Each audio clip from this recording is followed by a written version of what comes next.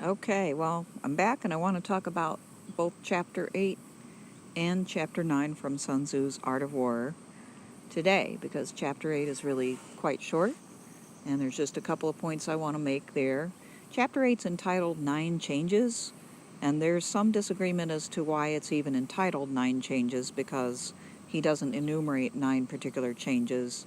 Some people have said that this is a reference, which he does make also within this chapter, to the 9 variations discussed in chapter 11. But from the commentary I've read, I guess the takeaway that I do get is that Sun Tzu counsels a general to have a great deal of flexibility in approaches to whatever the situation is, and to never become set in his ways or get himself stuck in a rut as far as how he conducts his warfare. So I think as I think I've pointed out in another lecture, there's a continuity there with the advice of Machiavelli, who counsels the prince to always be very flexible, to never rigidly apply any set of rules or only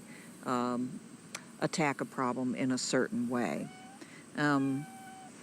Interestingly, near the beginning of this chapter, he makes the point that there are some things you just shouldn't do. And as he's not going to counsel that you set any goal and then figure out how to achieve it. There are some things where you should walk away, so to speak. So he says there are routes not to be taken, there are armies not to be attacked, there are walled cities not to be besieged, and there are grounds not to be penetrated, and there are commands not to be obeyed, which, is that's a bold thing to say, right? But Sun Tzu comes across as very much about giving the general the power in the field to make decisions, and so it may very well be that the general has to make a decision based on his superior knowledge that contradicts the ruler's decision. So take that for what you will. So having that flexibility is important. And of course, we've already learned that one major obstacle to flexibility in tactics and strategy is a rigid sort of rule-oriented morality. It's not that a general or leader has to be a complete or completely morally depraved, but that in order to win in a conflict, he may have to deviate from strict moral standards. The other thing I want to point out in this chapter is down towards the end of it, Sun Tzu discusses the vulnerabilities of a leader, and I think these are just fantastic. As Machiavelli also pointed out much later, the biggest vulnerability a leader has is his own pride, his ego, his inability to be able to see and compensate for his own weaknesses. And so Sun Tzu says there are 5 dangerous traits of a general. He who is reckless can be killed. He who is cowardly can be captured. He who is quick-tempered can be insulted. He who is moral can be shamed. He who is fond of the people can be worried. These are the 5 traits. These 5 traits are faults in a general and are disastrous in warfare. The army's destruction and the death of the general are due to these 5 dangerous traits. They must be examined. And in particular, it's an examination the general or leader has to do on himself. So we have recklessness, cowardice, quick-tempered or anger, scrupulousness, I would call it, of morality, and over-fondness of the people, which you could translate as a over-attachment to popularity. In other words, if you have a leader who acts before he thinks, that's recklessness.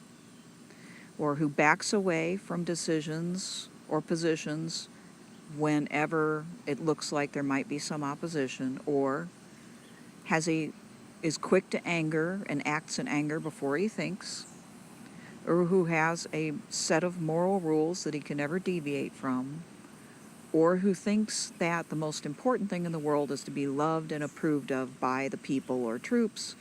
This is a leader who has major vulnerabilities that can be exploited by the enemy. Okay, on to chapter 9.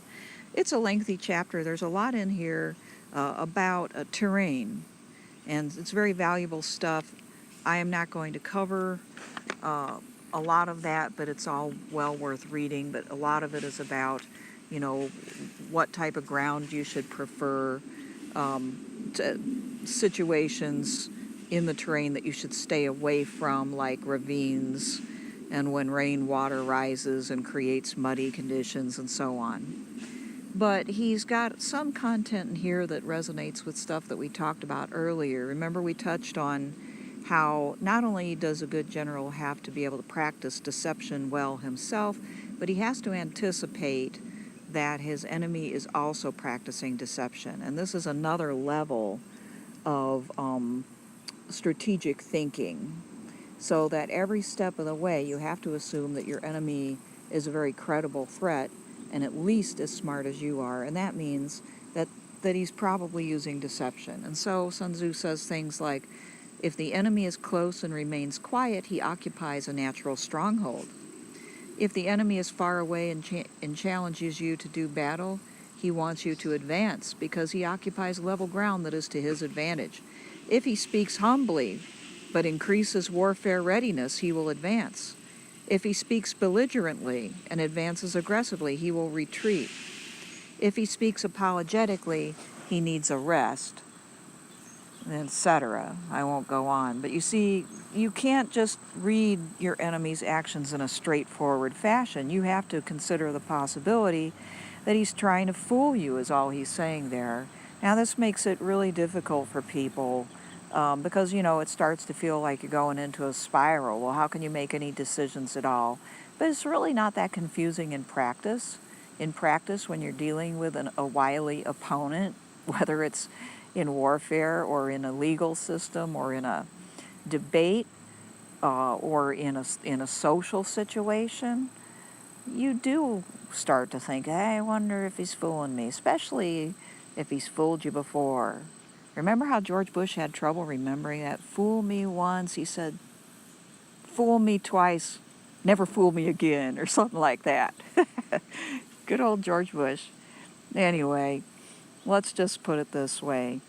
Once you've been deceived by somebody, you better mark that well. And then you will absolutely have to take into account the fact that what is being seen on the surface may not be what's really going on. Okay, another thing that goes on in this chapter, which I think is really well worth noting, is that careful observation is crucial. A lot of times, especially in our society today, people go into autopilot. They go into this mode where they zone, right? Like you literally, in the case of our society, got headphones plugged into your ears, right? But even if not, your brain is rehearsing whatever it's going to happen next, or it's going over what you did last night, or any number of things. But you're not like right there at the moment. Well, you can't afford that when you're in a situation of conflict. You have to look around. You have to really closely observe everything that's going on around you.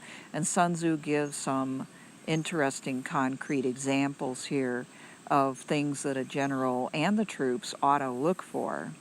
For instance, he says, if trees move, your enemy is advancing. If there are obstacles placed in the undergrowth, your enemy wants to make us suspicious. See, you might not even see some of these things if you weren't looking for them and anticipating things that stand out and look unusual. It's funny, I'm sitting out in my backyard. I think my dad's out there hammering away at something, or one of my neighbors is. I've got my air conditioning running. I'm looking around. Hey, wow, I've got bees everywhere. My chickens are about ready to hop on me. Anyway, despite all of these distractions, I'm still able to carry on somewhat of a cogent discussion. Oh, he says, if the birds take flight, your enemy is lying in ambush. You know, they've scared up the birds. If you see an unusual number of birds fly into the air, or insects, uh, you know, then they've been disturbed by something. Don't assume that's just their natural pattern or that some animal has been scaring them out. And he says if the animals are in fear, he's preparing to attack animals in the natural environment and also maybe your own animals, because animals can sense things at a great distance. I'm sure if you have dogs, you know that they oftentimes will sense a stranger when they're half a block away. They haven't even walked up your driveway, and somehow your dog, just knows, right? So you got to pay attention to that. He says, if dust is high in straight columns, enemy's chariots are advancing. If dust is low and wide, his infantry is advancing. If the dust is scattered, he is gathering wood. If the dust is sparse, coming and going, and he is encamping. So this guy, obviously, whoever Sun Tzu really was, and whoever actually ended up writing this down, knew what they were talking about. They had some experience. Oh my goodness, the chicken just actually destroyed my pen. Kind of concluding that, he says, one who lacks strategic planning and underestimates the enemy will be captured, just to remind you of the consequences. Finally, at the very end, there's a little bit about discipline, which I think is worth repeating. He says, if one punishes the troops before their loyalty is formed, they will be disobedient. If they are disobedient, they will be difficult to use. If one does not punish the troops after their loyalty is formed, they cannot be used. And that would be because the commander has to have a reputation for strictness, but just strictness, justifiable strictness. He has to be respected. Only if he is respected by his troops, because he's proven that he knows what the heck he's doing and cares about their welfare, will they also respect his punishments and see them as reasonable. So there's more about morale going on in Sun Tzu's The Art of War, which we can get to. But that part is really important. You have to establish legitimacy first by actually showing people you know what you're doing and that they are safer with you than without you. And then they will actually respect any discipline that you have to mete out, which has to be well done. It has to be suited, and it has to be for a very good reason. All right, I better stop. Bye.